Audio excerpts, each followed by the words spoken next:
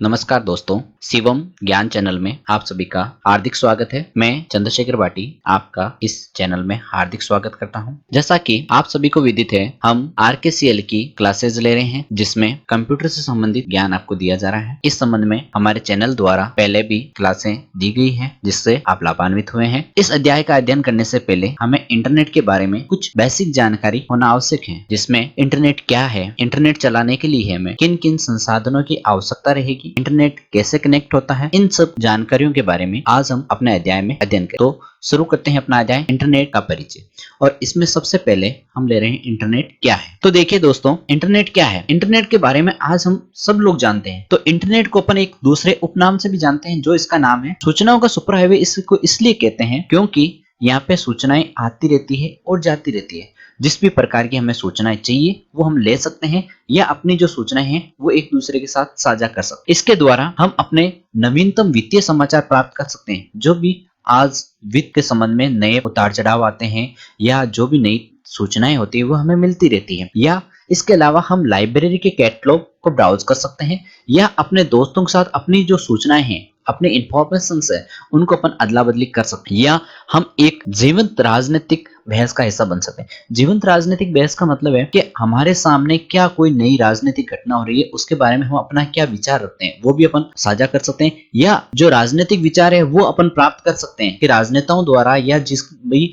संबंधित व्यक्ति के द्वारा क्या विचार रखा गया है वो अपन प्राप्त कर सकते हैं। इंटरनेट एक ऐसा टूल है जो टेलीफोन, फैक्स और प्रत्यक्ष कंप्यूटरों से परे एक सूचना के नेटवर्क तक ले जाता है। मतलब हम इसके माध्यम से विभिन्न प्रकार के कंप्यूटर से जुड़ सकते हैं, विभिन्न प्रकार की फैक्स मशीनों से जुड़ सकते हैं, या फिर जो पृथक स्थान पर रखे हुए कंप्यूटर है उनसे सूचनाएं प्राप्त कर सकते हैं तथा उनको अपनी सूचनाएं भेज सकते हैं। इसी कड़ी में आगे देखिए, इंटरनेट एक वैश्विक कंप्यूटर नेटवर्क है जिसमें विभिन्न प्रकार की सूचनाएं और संचार सेवाएं उपलब्ध है। आपस में जुड़े हुए कंप्यूटर विभिन्न एजेंसियों से संबंधित होते हैं, जैसे सरकार, विश्वविद्यालय, कंपनियां, व्यक्ति आदि। इसका मतलब ये हुआ कि कंप्यूटर जो है पूरे विश्व के अंदर फैला हुआ है, और इंटरनेट के माध्यम से जिस प्रकार जैसे ही कंप्यूटर इंटरनेट से जुड़ेगा उसके बाद में विश्व के हर एक कंप्यूटर से जुड़ने की वो क्षमता प्राप्त करता है।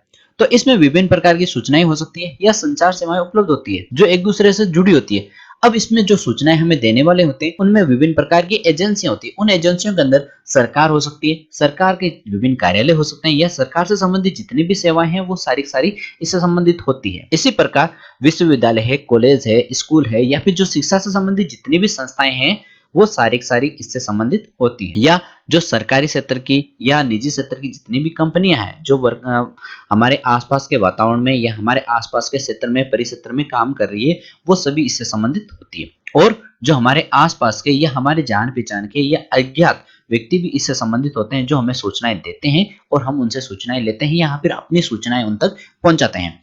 इसी कड़ी में अधिकांश इंटरनेट सेवाएं क्लाइंट और सर्वर पर काम करती हैं। एक कंप्यूटर अगर फाइल प्राप्त कर रहा है तो क्लाइंट कहलाता है, और अगर वे फाइल भेज रहा है तो सर्वर कहलाता है। मान लीजिए कि मेरे कंप्यूटर के द्वारा जो फाइल भेजी जा रही है वो सर्वर के रूप में काम करेगा, और यदि मेरे कंप्यूटर के द्वारा किसी फाइल को प्राप्त किया जा रहा है तो वो क्लाइंट के रूप में काम किया करेगा।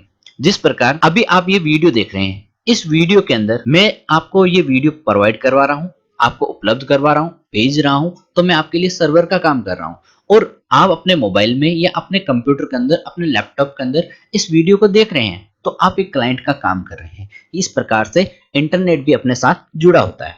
इंटरनेट का प्रयोग करने हेतु अधिकांश लोग अपने यहाँ एक इंटरनेट सेवा प्रदाता, जिसको अपन बोलते हैं आईएसपी, इंटरनेट सर्विस प्रोवाइडर, के साथ खाता खोलना होगा।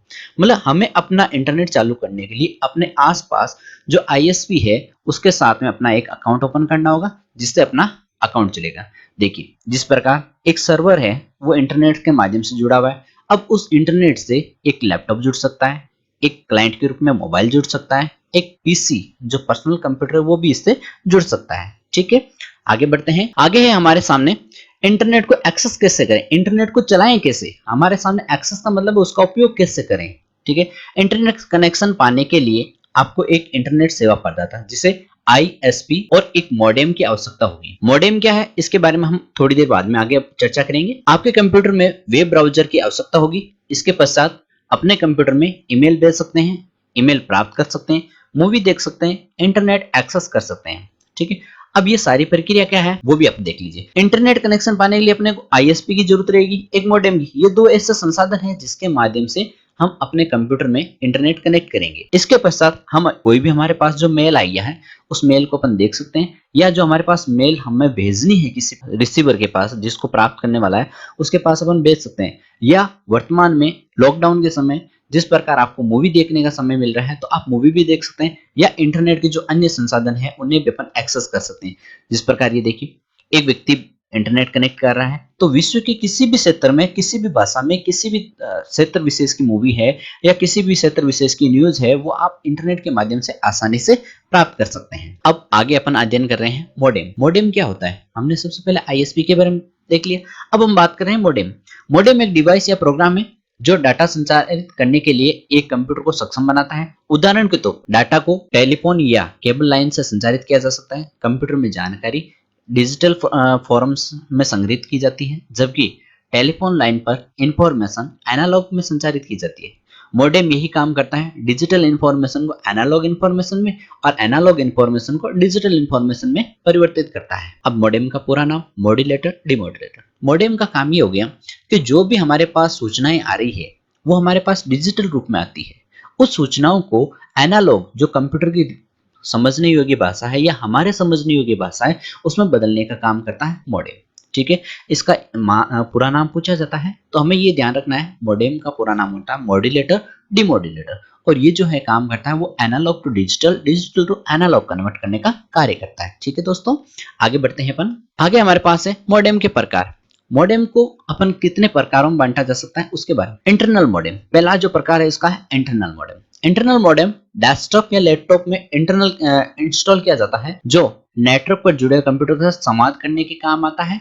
इंटरनल मॉडेम बाहरी मॉडेम से सस्ते होते हैं क्योंकि इनको पावर आपूर्ति व चेसिस का मतलब हो गया बाहरी आवरण की जरूरत नहीं होती है।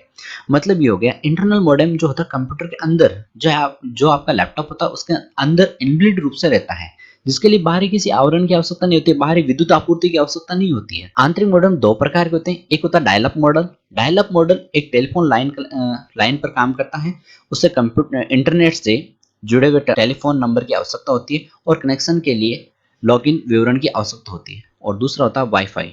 वाईफाई मॉडल इंटरनेट से बिना किसी लाइन विवरण के कनेक्ट हो जाता है। जिस प्रकार हम अपने मोबाइल के अंदर वाईफाई कनेक्टिविटी लेते हैं, ठीक उसी प्रकार कंप्यूटर के अंदर भी वाईफाई कनेक्टिविटी मिलती है, लैपटॉप के अंदर भी वाईफाई कनेक्टिविटी मिलती है।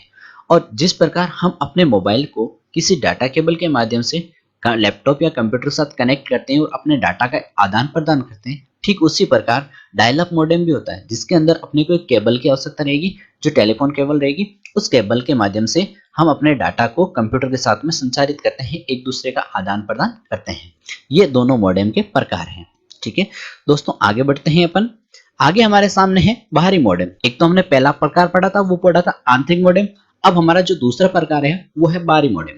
बाहरी मॉडेम इंस्टॉल करने के लिए सबसे सरलतम मॉडेम का प्रकार है टेलीफोन लाइन। मॉडेम के पीछे पैनल में एक सॉकेट में प्लग हो जाती है। बाहरी मॉडेम अपनी स्वयं की बिजली आपूर्ति इस्तेमाल करता है, जिससे आप जब भी इंटरनेट सेवा बंद करना चाहते हैं तो इसको बंद कर सकते हैं।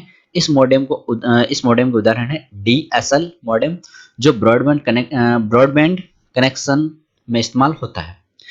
बाहरी मॉडेम का मतलब है हमारे पास एक अतिरिक्त मॉडेम हमें आवश्यकता अनुसार हार्डवेयर के रूप में अपने को लगाना पड़ता है, जिसमें उसकी खुद की विद्युत की आपूर्ति रहेगी। उसके अंदर हमें पावर सप्लाई देने के लिए अलग से विद्युत का कनेक्शन देना होगा, प्लस ये स्वतंत्र रूप से कार्य करता है। जब हमें इंटरनेट कनेक्शन बंद करना है उस समय हम अपने कंप्यूटर की जो इंटरनेट सेवा बंद करना चाहते हैं, हम इसकी पावर सप्लाई बंद कर देंगे तो ऑटोमेटिक ये बंद हो जाएगा और बंद होने के साथ ही अपने ऑटोमेटिक इंटरनेट सेवा भी बंद हो जाती है। ठीक है दोस्तों इस वीडियो को लाइक कीजिए, शेयर कीजिए, और यदि आपने हमारे चैनल को सब्सक्राइब नहीं किया है तो अभी सब्सक्राइब करें और बेल आइकन को क्लिक करें। धन्यवाद।